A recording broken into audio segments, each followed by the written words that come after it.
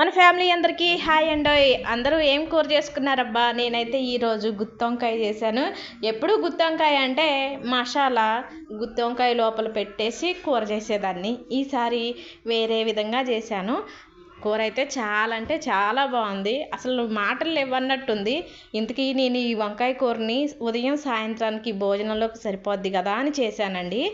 ఈ కూర టేస్ట్ అద్దిరిపోవడంలో ఈ ఒక్క పూటకే అయిపోయిందండి.